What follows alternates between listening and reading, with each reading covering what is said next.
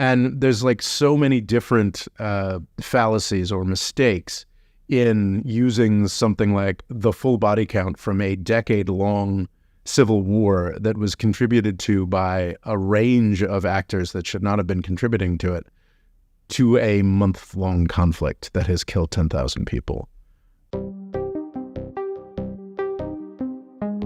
Hello and welcome to the More Freedom Foundation podcast. We are your hosts, Rory McElhone, and political expert and author Robert Morris. I'm never comfortable with being described as an expert. I think I'm just an inspired amateur with a little more time to focus on this stuff than most people have, and a little less bias. So I think it was you who formulated that. It's just we have the nice thing about this podcast is we have the freedom to be honest, and I really like that formulation you came up with, and I think that today we're going to be diving back into Israel and Palestine. The reason I've been avoiding the news for the past month. Yeah, it is. I wish I could have just avoided the news. But this is my job. This is the best job on the planet. I maintain certainly the best job I've ever had, and sometimes that means diving into really, really uncomfortable stuff, and that has certainly been my experience over the past month. What way has the political divide gone down with the American people? It's incredibly unpleasant because it plays with a lot of dynamics and cleavages that people don't want to talk about, don't really want to think about. One of the most obvious ones is that younger people in the United States are really not very interested in the standard narrative of Israeli heroism that we've been consuming for the past half century, really. It's interesting that the sort of like quite straightforward, Israel's our ally, we're on Israel's side stuff actually came about a good deal later than you might expect. It wasn't directly after the Holocaust and the founding of Israel, when most of the U.S. establishment and U.S. media was still pretty leery of the idea of Israel. It was more in the 1960s and 1970s that these sort of narratives centralized. And I think what we're seeing is sort of the breakdown of that narrative in some pretty strange ways. I think, as I am a North American and I live in New York City, it is incumbent upon me to mention that this conflict began on October 7th with a truly horrific attack on Israel by Hamas. It is often compared to Israel's 9/11, and I think, as we discussed shortly after the attack, that doesn't come close to close to encompassing just how brutal and horrific this was for the Israeli people, people that had become accustomed to a certain low level of antagonism from the Palestinian populations that, let's not to put too far, but that they have been oppressing, and to see that blow up in such a horrific way is something that should never be minimized. However, I think, as distinct from when we recorded this podcast, last touched on this topic in this podcast, we've now seen the balance of horror and the balance of crimes, frankly, switch switch in ways, to put it quite simply. What is happening in Gaza is horrific. What the Israeli state is doing to the Palestinian people in Gaza is horrific. I think we knew, and I think this is why my initial response was certainly disappointing to friends of mine, family members, some Jewish Americans, some not, who were initially rightly focused on how horrific this attack was, whereas I could see that this attack in some ways necessitated, but was going to inevitably lead to much, much greater horror being committed by the Israeli government. And over the past month, we've seen that play out. And I think it's just really important to sort of point out at the outset, like, Hamas is a monstrous, disgusting organization. And the Israeli government's actions over the past month have matched and exceeded the disgusting actions of a monstrous, disgusting organization. I feel like so much of the commentary here puts the Israeli government on the same level as Hamas, as if it is somehow appropriate it doesn't matter that the Israeli government has killed 4,000 kids because Hamas killed 1,000 kids, and it's we have to go do this, and it's just that logic does not make a lot of sense to me if we are maintaining that the Israeli government is a civilized actor that we are supposed to support wholeheartedly. And I mean, to be clear again, like I don't have the Zionism I was raised with any longer, but I'm firmly committed to the existence of Israel. I believe it is there. And importantly, I don't currently believe it's under any threat. And I think that's a very key point in the comparisons that we may talk about here, is I do not think that Hamas poses any serious threat to Israeli life. What happened on October 7th was a really, really irresponsible policy on the part of this Israeli government and a number of Israeli governments over the past decades blew up in their faces. The Netanyahu government was very focused on using the Israeli military to back up settlers who were carrying out, frankly, ethnic cleansing against a population of Palestinians represented by a government that has been working closely with the Israeli government for 20 years. That's where Netanyahu wanted to put his soldiers. That's where he wanted to focus. And he was in this sort of fantasy about, we've got this high-tech Gaza barrier. We've got our remote-controlled machine gun robots. We don't need to worry about it. And plus, because we're sort of working under the table with Hamas through Qatar, they're trying to, we've got that handled. And oh my God, did Netanyahu not have that handled? I think the guilt of this is always, of course, with Hamas, this gross organization, the disgusting individuals who carried out all of the horrific acts that we've heard about. But as far as the player here with the most power to keep those attacks of October 7th from happening, that would be Benjamin Netanyahu. And I think that really the first thing that needs to happen for anybody to move forward, even if it is with a horrific military solution in Gaza, is to get rid of Netanyahu and to get him out of power. But if he's not in power, he could go to jail, Rob. That's a good point. Rory. We should definitely continue this horrific eliminationist war so we can keep Bibi out of jail. Is Benjamin Netanyahu like Erdogan in the sense he's able to just flip and change whatever way he needs to stay in power? Well, I think Netanyahu has tried to be a number of things to a number of different people over the course of his time in power. And that is somewhat Erdogan-like. Erdogan has certainly is diametrically, the Erdogan of 2023 embraces a lot of policy approaches and agenda items that are diametrically opposed to the Erdogan of 2004. I think Netanyahu has been pretty consistent. And I think that's another reason why we should question the narrative that October 7th happened and now Israel can do absolutely anything it wants forever, is because for over a decade, so at some points in and out, Netanyahu was in power and was doing everything he could to make the situation between the Palestinians and the Israelis worse. It's documented. We have quotes. I mean, there's a quote from 2019 that's been sort of bandied about. I don't have it at my fingertips, but essentially him saying that, if you oppose a two-state solution, as I do, you need to support Hamas, as we do.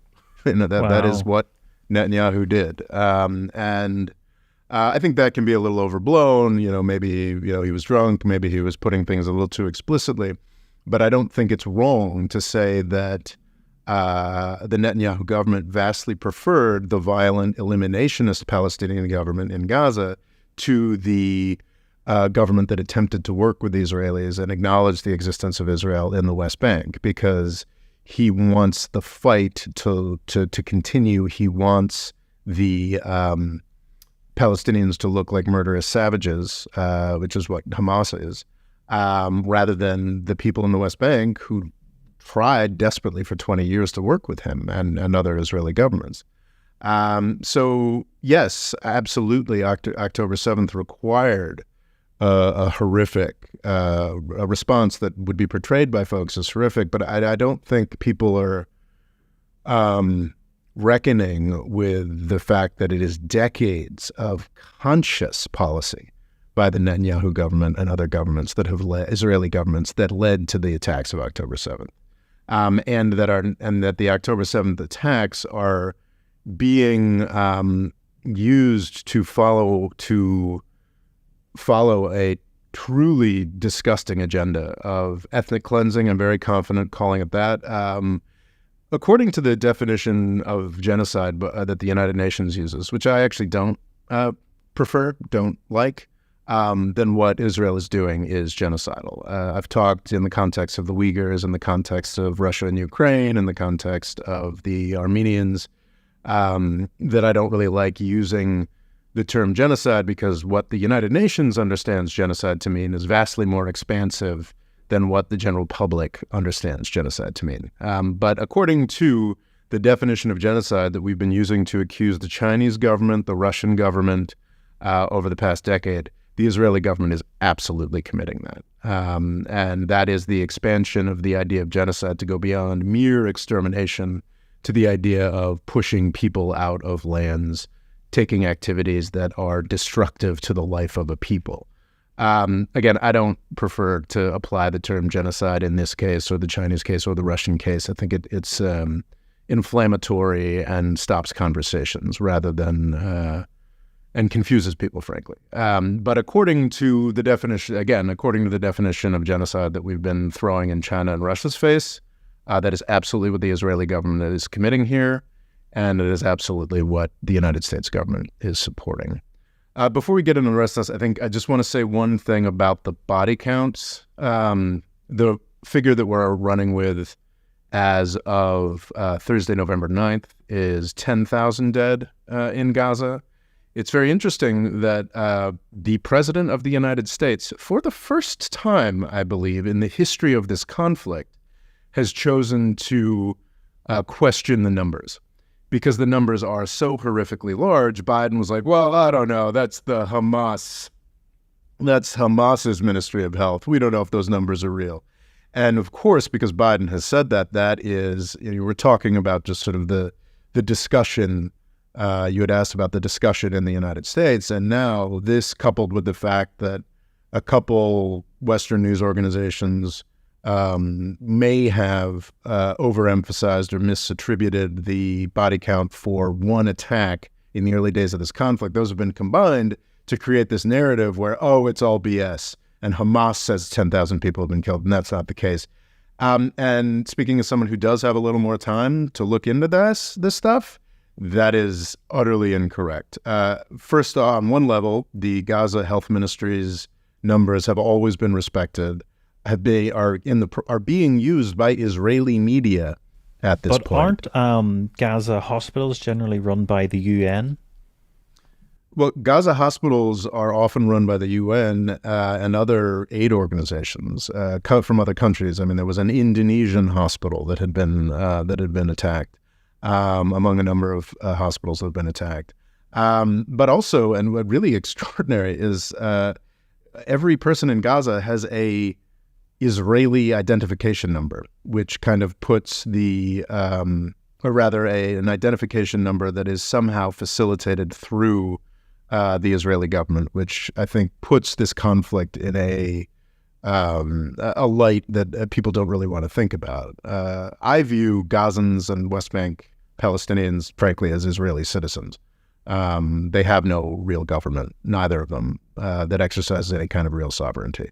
And when Biden came out and said that at this point there was a mere 7,000 people having been slaughtered, Biden came out and questioned those numbers, and the Gaza Ministry of Health sent out a spreadsheet with the list of all of the 7,000 people that they had collected as dead, including their Israeli/Gazan identification numbers. At no other point in this conflict has any NGO or organization questioned these numbers. And to be clear, if there was grounds to question these numbers, the Israeli government and a wide array of organizations in the United States that work closely with the Israeli government would be doing a lot of work to discard those numbers. Unfortunately, I think they've correctly judged that we can just talk about that one hospital attack that was misattributed 3 weeks ago, and we can look at Biden saying we don't know if those numbers are real, and we can just pretend these numbers are made up. This controversy has been resolved to my satisfaction with a news story we saw today in The Hill. The Hill is a Washington, D.C. focused periodical. I generally see it as much more right-leaning, and it's sort of pretty right-leaning and pretty pro-war. So as pro-Israel as you're going to get? You can go much further towards pro-Israel, infinitely further towards propagandizing on behalf of the Israeli government than The Hill does. I think The Hill is a responsible, respected institution, and they were documenting Barbara Leaf, a U.S. State Department undersecretary, I believe, so a fairly high-ranking U.S. State Department official who told Congress, I believe yesterday, or perhaps it was today, that the 10,000 figure for deaths that we're using is way, way too low. It turns out that the Gaza Health Ministry is exclusively totting up the deaths of the bodies they can recover. I think you've probably seen footage of what Gaza looks like right now, strikingly reminiscent of Dresden during World War II, recognized by most as one of the most horrific aerial bombing campaigns in human history. That's what Gaza looks like right now. So the 10,000 that I believe, as of this recording on Thursday, November 9th, that the Gaza Health Ministry is running with is the corpses they could recover. That's horrendous. Yeah. So I would strongly urge people listening to this to not listen to anybody who's trying to minimize those figures. In Israel, certain elements of the Israeli government and the Israeli press are saying, no, that 10,000 is really, really low because we've killed all these Hamas members in the tunnels. So I mean, they're saying, no, these numbers are low as well. And the U.S. government, the U.S. State Department, is saying that 10,000 is a underestimate, or likely an underestimate.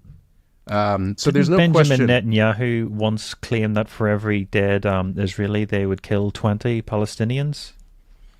I don't know the this details. Isn't this specific conflict. This was, years ago, but it does seem like they're hell-bent in recreating that.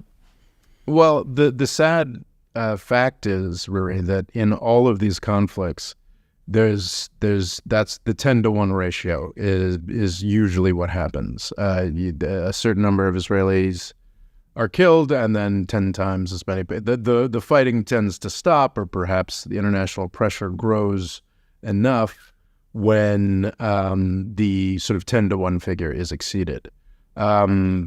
Because of the horror of the attacks on October 7th, those usual governors are not active.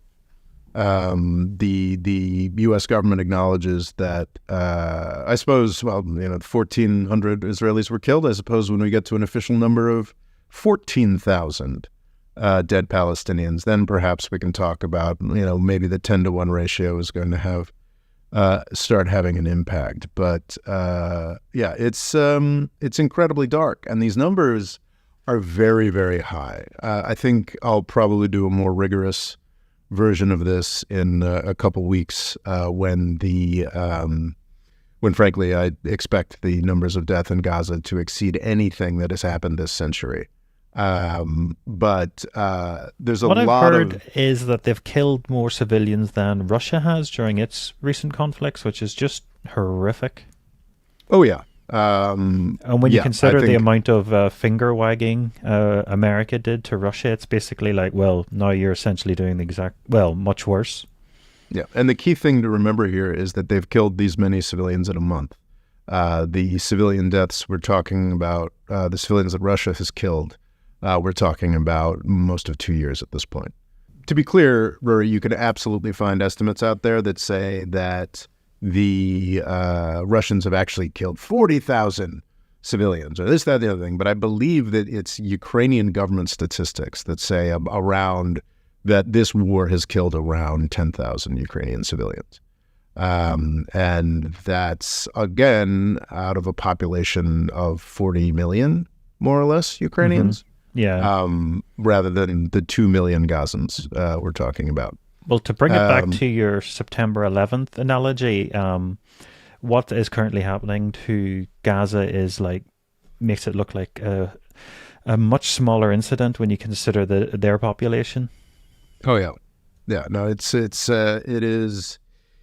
is quite hellish. As I pointed out, I think really, it depends on how you measure it, and there's a lot of. It's interesting.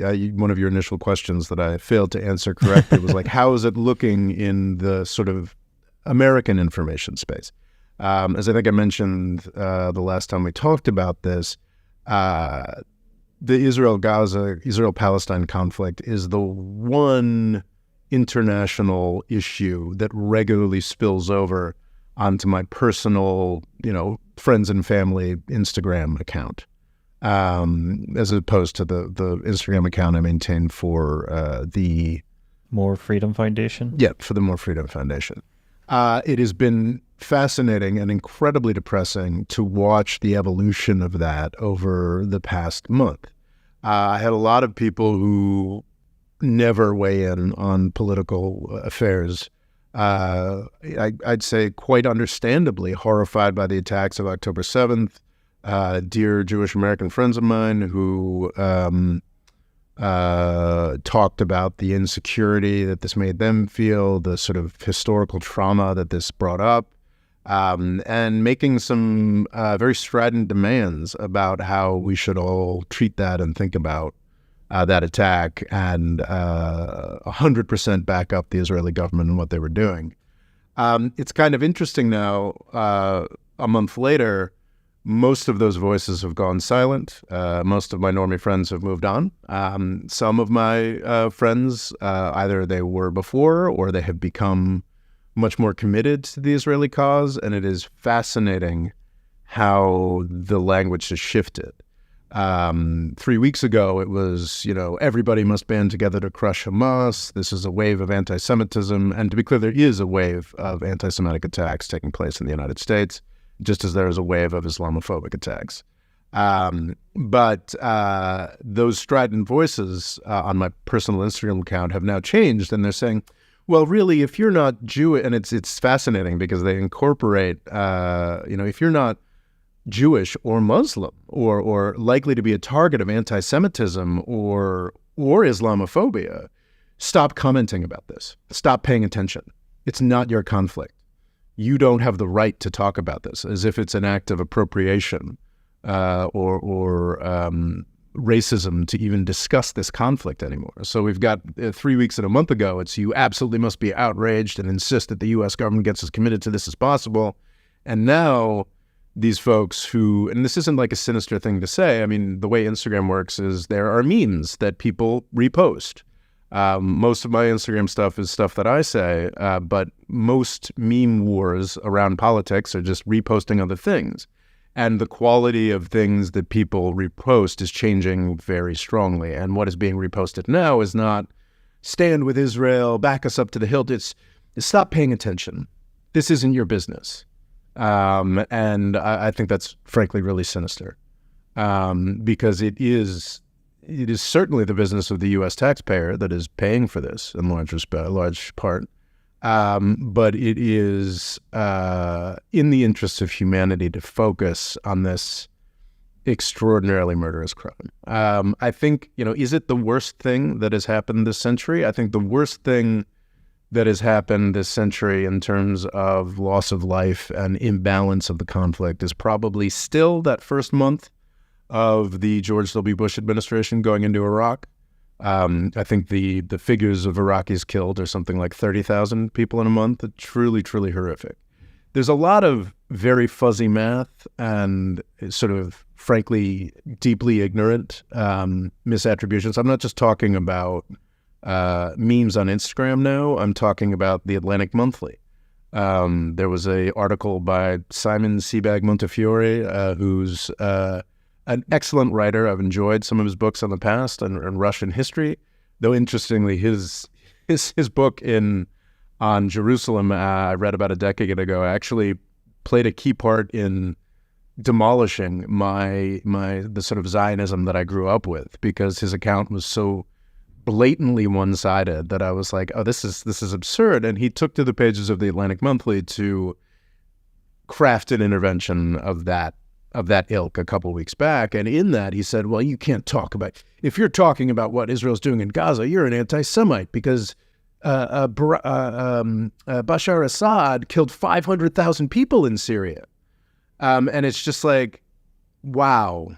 I mean, first off, over 100,000, if not over 200,000, I haven't looked at the number, of the people killed in Syria were Assad's soldiers. Assad did not do that. What happened in Syria was certainly the responsibility of Bashar Assad, but it was also the responsibility of the United States, Saudi Arabia, Turkey, and a number of other countries that poured billions of dollars into creating this civil war. And there's like so many different fallacies or mistakes in using something like the full body count from a decade-long civil war that was contributed to by a range of actors that should not have been contributing to it, to a month-long conflict that has killed 10,000 people. I looked a little bit into like individual months of the Syrian conflict, and it's possible that you could point to a few months in perhaps 2015 or 2016 or like 2013, 2014, where you had body counts of this size, but that was multiple actors. The Russians, the Americans, the Islamic State, a wide range of, I mean, that was a war. This is not really a war.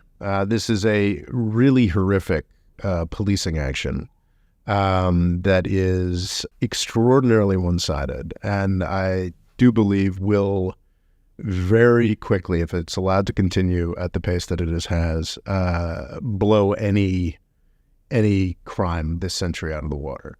Another sort of, I saw this on a meme, and it bugs me so much. Someone pointed out, well, the Congo, 45,000 people are dying a month in the Congo, and you don't care about that. And it's just like, that's excess death estimates in one study in 2009 said that because of the fact that Congo is essentially ungoverned, there are, according to one study from 2009 that did get a lot of play, 45,000 people a month may have been dying of starvation or disease or a variety of complications. And I don't want to minimize that.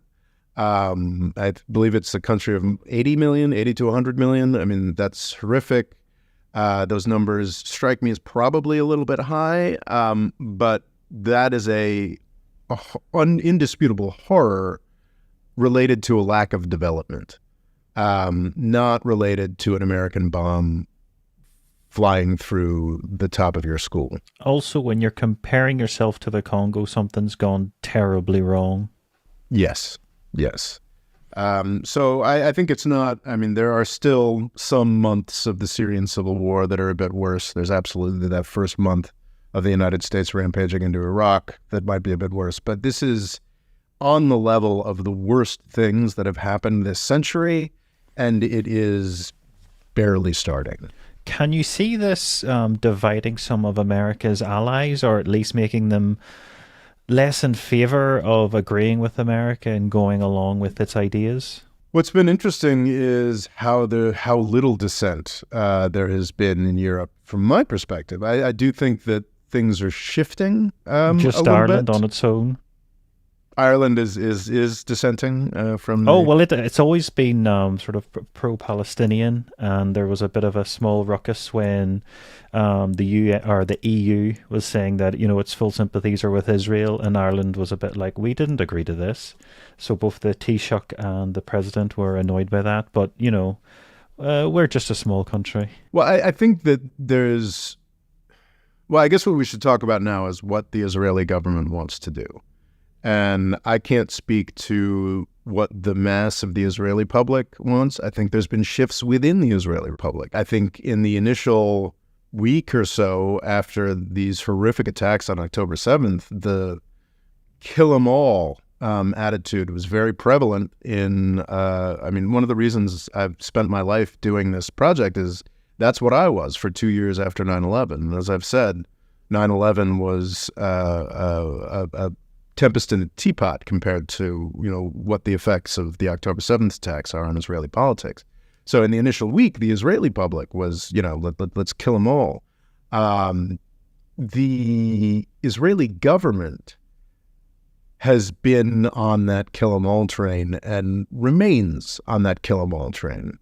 It's not that the Netanyahu wants to wade in, knee-deep blood of Palestinians or anything like that. He just wants them gone. And that's a very, that is ethnic cleansing. Isn't that the problem with the demographics? If you add Israel and Palestine, they're roughly 50-50. I did the math a while ago, and Okay. I don't think so. Really, I think it's sort of 10 million Israelis, which does include, I think, 1.5 to 2 million Israeli Arabs, and then you've got, I think it's only 5 or 6 million all told between the West Bank and Gaza. I might be completely wrong about that. I haven't looked into the numbers, but I just sort of thinking, like, I think that Israel is in much better control of the Palestinian populations than the Israeli propaganda would. And also a big part of the why there's so many children in Palestine is it's just a sign of poverty. Generally, when countries are poor, they have significantly more children, and the richer they get, the less children they have. So it's not necessarily they're trying to outbreed them. It's just a sign of poverty. When is it the ultra-Orthodox are having very large families? Yeah. Yes, I believe that's the case. I haven't. That's very fraught territory we're getting into here, Rory, and I have not prepared for it adequately, so I don't want to say anything too conclusively one way or the other. What is also very fraught territory, and I have prepared to a degree, is the extent to which the intent of the current Israeli government is, I'll just say it, genocidal, not meaning they want to set up death camps or anything like that. They absolutely, most of them don't want to do that. We did famously have the heritage minister. I don't know exactly what a heritage minister is, but he is part of the Netanyahu government, say that he wanted to nuke Gaza. This was supposed to get him in trouble more for the public admission that Israel has nuclear weapons. But also you shouldn't use nuclear weapons on nations right beside you. Yes. That's quite stupid. It's best if they're very far away. I don't think anybody thinks that this is a practical possibility. But the fact that the sentiment was expressed by a sitting member of the Netanyahu government is very worth marking. And I think it was worth marking enough that it sort of made it into mainstream news accounts. In preparing for this, I read The Economist's coverage of what was going on in Israel, Gaza. And I think The Economist's perspective is that Israel should stay the course, go do what they're doing. It's the right thing to do. And that is the perspective of a lot of the media in the United States and in Europe. And I found the article useful in terms of, the attacks happened on October 7th. On October 27th, the ground invasion of Gaza started. They provide casualty figures and don't make any moans about what they are. But I found the discussion of the Israeli government incredibly limited, and I think that's one of the main downfalls, the main things that's being missed. Not missed, I would say consciously ignored in the media accounts in the United States and Europe. This government wants to get rid of the Palestinians, and that's horrific. That is next level crimes against humanity. Genocide is an appropriate term to use here. And again, I'm not saying Netanyahu wants to set up death camps. He just wants to move all the Gazans into the Egyptian desert. And that's established. And I think that established fact should be front and center in every discussion of, this was like a 3 or 4 page thing I read in The Economist, and that wasn't to be mentioned. There was an Economist article 2 or 3 weeks ago that mentioned that in a really horrifyingly clinical way, like, can we bribe the Egyptians into accepting the population of Gaza? Because doesn't Egypt already have a massive influx of immigrants? So just to expect them to take a nation or one half of a nation? Well, the key detail here is that and I think it's fascinating because some of my most strident advocates for Israel in my Instagram feed are like, why won't Egypt take these refugees? Why won't Egypt take these refugees? And it sounds like a very straightforward humanitarian thing. Why won't they take these refugees? Because the Israeli government has made it abundantly clear that their intention is that the refugees be taken and they never come back. It's not a question of humanitarianism here. I think that if it were solely a question of humanitarianism, then yes, obviously you'd want all the Gazans to leave. But that's the point of this operation, is to make the north of Gaza uninhabitable. In the first days of the conflict, Israel announced that everybody in Gaza had to move below a certain line about halfway through the Gaza Strip. Because isn't it roughly the size of Manhattan? It's, I can't speak to that, but it is very, very large. And I can speak to the fact that it included almost all of Gaza City, the most densely populated center of people in Gaza, with hospitals, with people. And it is, I believe, that out of the 2.2 million, or what have you, the population of Gaza, 1.4 million people are now displaced in a month. Yeah, that's outstanding. Do you know how many refugees all of Europe took from Syria? Like 2? 1. Oh, okay. 1 million. Yeah. They took 1 million refugees from the Syrian conflict.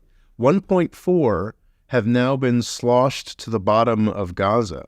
There was a really moving, I was very surprised to see this on CNN, actually. There's a very moving account of, perhaps this is why you saw it on CNN, an attractive blonde nurse who had been working in Gaza.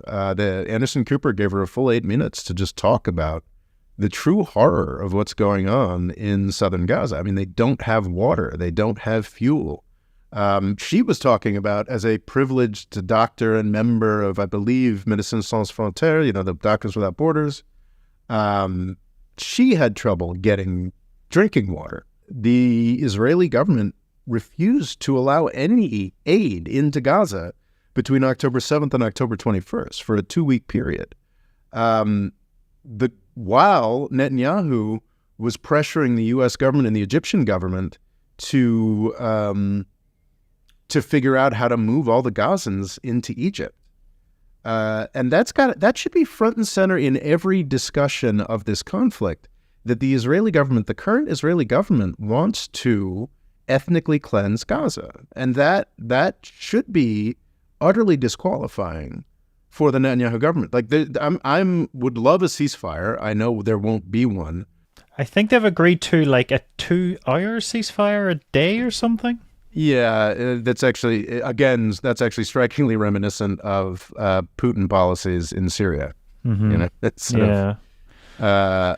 But I don't think there'll be a ceasefire. I really don't think under any Israeli government that most people are ever going to be moving back to northern Gaza. I think that Gaza is shrinking. That's what's going to be the result of this conflict.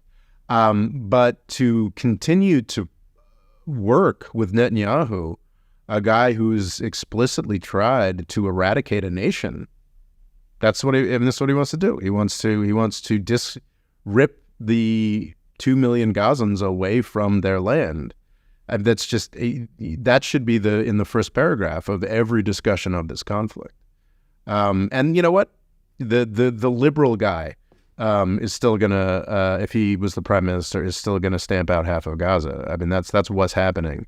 But it is unconscionable that we're still pretending that Netanyahu is an appropriate person to be running Israel or running this conflict.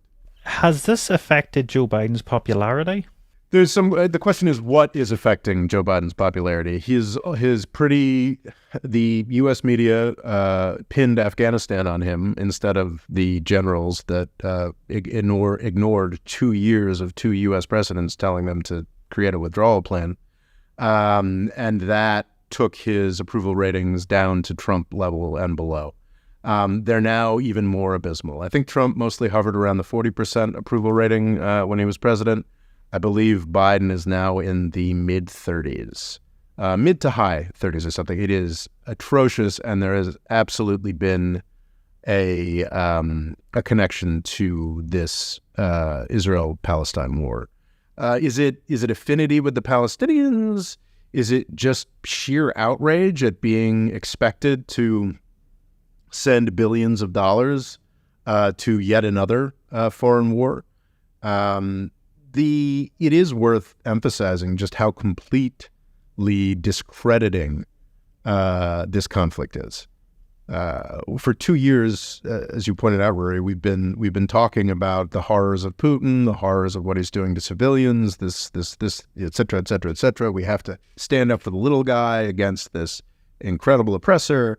And in the view of more Americans than you'd think, and most of the rest of the world, we're now supporting the exact same thing, or actually significantly worse, in Gaza.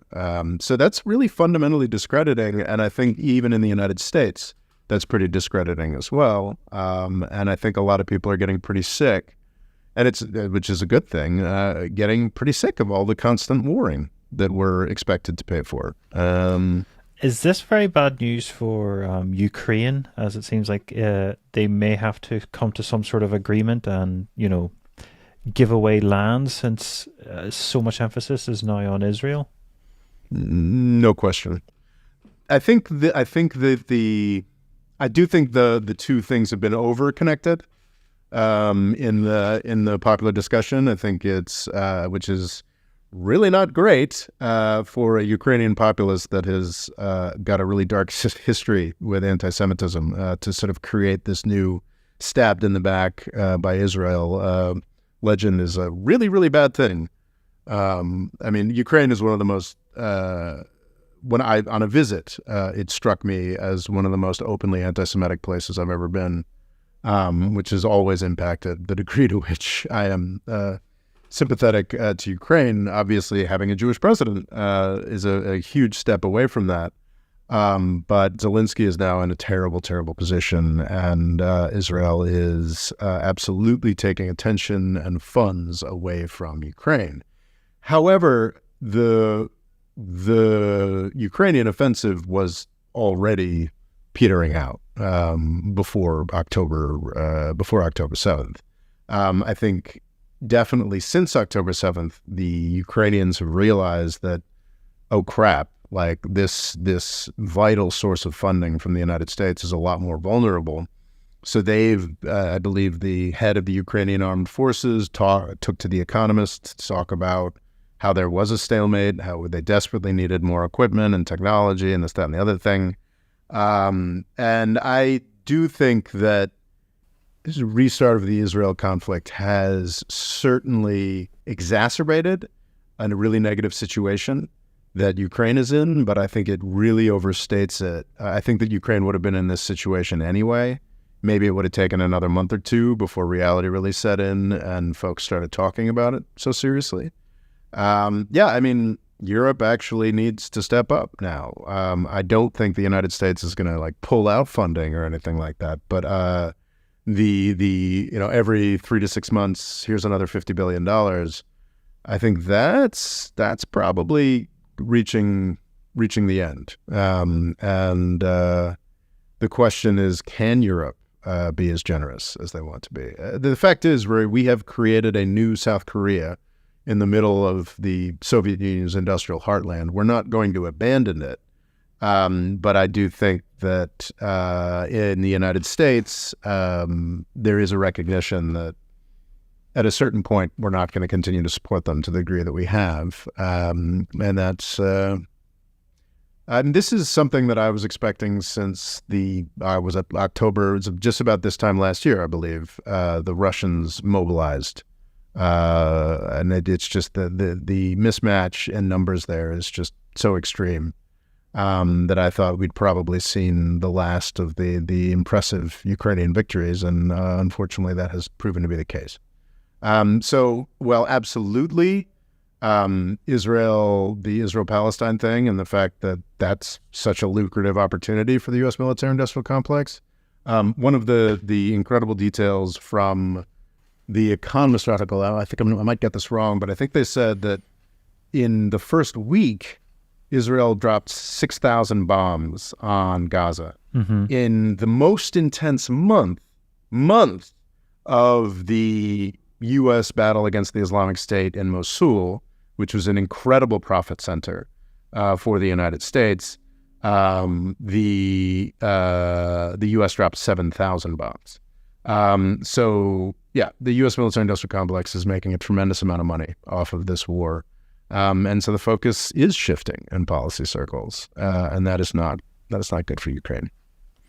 Do you think America wants Israel to pull back now, or will it just happily go along with whatever it wants to do? Like if it wants to recreate this for another month or two? It's fascinating from The Economist is that the Israeli military is has planned for international backlash, slowing them down.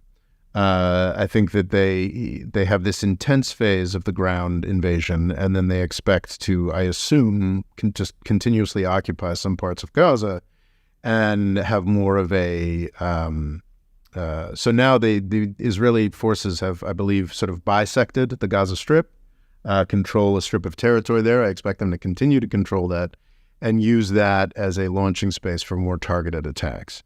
I think that probably by the end of the year, we'll be talking about 20, 30,000 dead, but then the conflict will continue at a much lower level with Israel maintaining a level of misery in Gaza that forces everybody to leave the north of the Gaza Strip, and probably as many as they can find countries to bribe to take population from the south. So I think already there is some pushback. It's interesting. I mean, there's a question that the U.S. government's support, the Biden administration's support of Israel is to some extent craven, is humiliating. This sort of it almost seems like out of like a 1980s dystopia film. There's something about Anthony Blinken and his suit, the Department of the Secretary of State. Well, Gaza is very like cyberpunk in a way. It reminds me of the Detroit from RoboCop.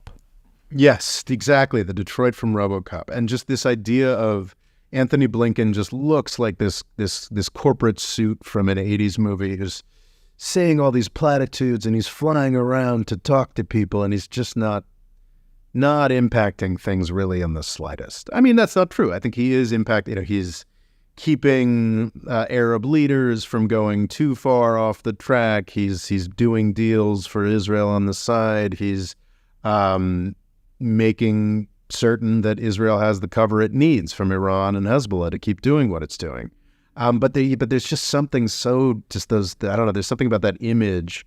He's like generically handsome guy in a suit, just sort of walking from a little Paul Bremer, actually, the guy, the famously ineffective guy who headed the Iraqi government in the first year after the U.S. conquest. It's just very cyberpunk, very dystopian. But what I did want to say, it's like the U.S. does not give Israel a fully blank check. The whole point of Iron Dome, which we fund very heavily, is for there to be less Israeli incursions into Gaza. If all of the Gazan missiles just sort of explode harmlessly, then what's the point of going into Gaza? That has been defeated. There was no U.S. president could have stopped the Israeli government from going into Gaza. But it is, I think, pretty instructive that it wasn't just Egypt's Sisi who was shutting down Netanyahu's suggestion that all the Gazans go to Egypt. It was Joe Biden himself. It was like, we're not actually going to fund the straightforward genocide of the Gazan people. Because isn't there a link with the Islamic Brotherhood with the Gaza Strip, which is one of the reasons why Egypt has sort of been hostile to them for... Oh, absolutely. Yeah, that's a key point here. And I don't think they want potentially 1 million supporters of the Islamic Brotherhood just popping in. That's certainly part of it, Rory, but I do think it is a legitimate... we don't want to be, and also not just legitimate, but also Sisi knows that it would be, Sisi himself, the dictator of Egypt, is tremendously insecure, he's a massive failure. He came to power massacring thousands of Muslim Brotherhood political figures. It's interesting, the Muslim Brotherhood won the only free and fair election in Egyptian history. That I can point to. I don't know, was there, trying to think, maybe in the 1920s during a sort of false dawn of independence, I don't know. And yes, Mohamed Morsi, the democratically elected president of Egypt from, I think, 2012 to 2013, was a member of the Transatlantic Muslim Brotherhood. And, the Transnational Muslim Brotherhood. Hamas is one particularly virulent instantiation of the Muslim Brotherhood. I've made videos in the past. I think the glibness with which U.S. and Israeli commentators paint the Muslim Brotherhood as being the same thing in every country, I think that's deeply incorrect. But for sure, the reason that Sisi has been so eager to participate in maintaining Gaza as an open-air prison is the affinity between Hamas and the democratically elected president of Egypt who died in prison under Sisi's dictatorship.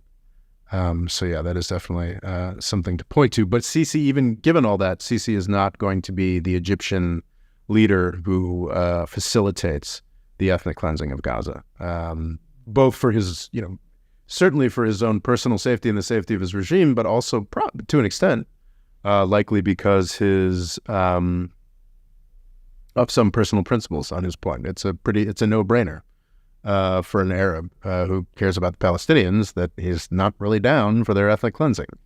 And that's I would argue, as close to a universal view as you can find in the Arab world. Can you see it getting, the conflict expanding to include the likes of Lebanon and, Iran proper, or will it just pretty much just be Gaza being destroyed? Well, that remains one of the most important questions. It was interesting on Friday, I think it was November 3rd, so this would be a week ago Friday when this is aired, Hassan Nasrallah, the head of Hezbollah in Lebanon, gave a much advertised speech. They actually had trailers for his speech. It was going to be this tremendously significant event. All of Lebanon, a country that is somewhat captive to Hezbollah. There are many, many factions in Lebanon. Hezbollah is the only effective one. And the Lebanese people, I think 68% had no interest in a war with Israel for Gaza. But were terrified that could happen. The United States was terrified that could happen. The whole point of the 2 aircraft carriers I now believe we have in the... Your favorite? In the Eastern... Yes, I love those aircraft carriers. In the Eastern Mediterranean, the whole point of those is to intimidate Hezbollah. So everybody was very worried about this speech on November 3rd, and he said, so obviously very anti-Israel speech, but it was interesting. I don't speak Arabic. I sadly did not take the time to read a translation, but the consensus among many analysts that I trust who do speak Arabic was that it was a nothing burger, that he was essentially saying, well, we really support Hamas's heroic fight, but we didn't have anything to do with October 7th, and Hamas is doing a great job. They don't need us. So 100%, the option remains for a debilitating $1 trillion U.S. war in the Middle East. Could have broken out by the time this is uploaded, but so far it hasn't, and it was an interesting emotional thing for me. I do not want a wider war, obviously, but it was interesting just sort of reading these results as Nasrallah's speech was being given and being like, wow, like he really just abandoned the Palestinians, and thank God, because if he hadn't, there'd have been a horrific body count in Israel and a 10 times larger horrific body count in Lebanon, and the distinct possibility of a larger war between the United States and Iran. But it's just incredibly craven, frankly, that, Hezbollah is supposedly so committed to this cause as just to sort of kick back while Gaza gets ethnically cleansed. And that could change. And I think there was a commentator that I respect was like, "Well, deterrence worked. We did it. High fives around everyone." A commentator I sometimes respect was sort of like, "Deterrence worked." And it's let's be careful here. Deterrence worked this week.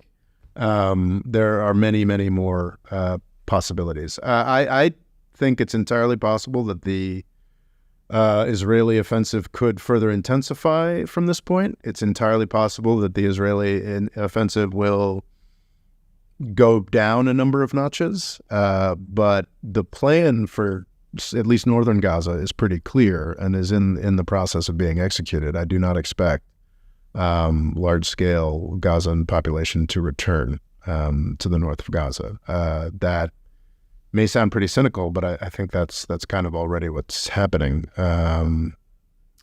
Just incredibly dark stuff, Rory. Incredibly dark stuff. Another thing, so Mosul is a parallel that keeps coming up. In the war against the Islamic State in 2016, 2017. It's actually a pretty good parallel because the Islamic State, as I've argued, as everyone concedes, the Islamic State was created because of the U.S. invasion of Iraq.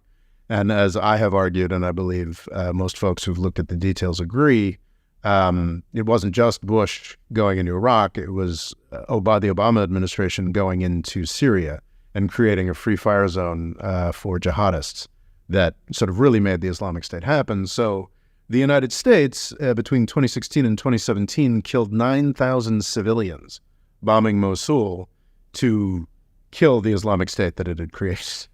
Netanyahu government played a large role in Hamas's continued power. And depending on how you read it, the Israeli government in the 80s was very interested in creating a religious alternative to Fatah, to what became the Palestinian Authority, to Arafat's thing. So yeah, that is kind of a meaningful parallel. But again, the 9,000 civilians were killed by the United States in Mosul over 2 years, between 2016 and 2017. Also a horrendous crime. Let me minimize that. But we're talking about... I don't think anybody's really claiming that 1,000 of the 10,000 people that have been killed were Hamas fighters. I've seen some Israeli government claims that only 60 of the people that were killed were Hamas fighters.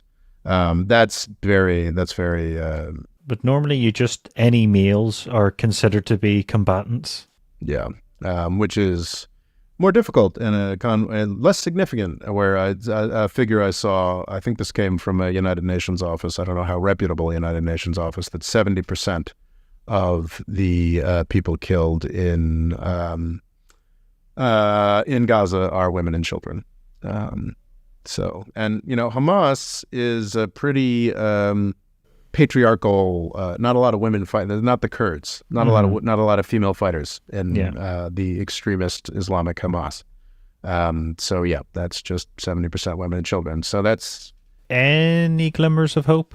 What is there to? I mean, it's awesome that Hezbollah has chickened out so far. Hopefully, Hezbollah will continue to chicken out. There's certainly I love mocking how low oil prices remain and continue to be. We've got this massive crisis in the Middle East, and oil prices are now getting almost as low as almost down to the point where Joe Biden is obligated to start refilling the Strategic Petroleum Reserve because the prices are so low. And he's committed to shoring up the oil market. Like, oil prices are so low that it's not Saudi Arabia that's trying to act to raise oil prices. It's the U.S. government. That's a silver lining.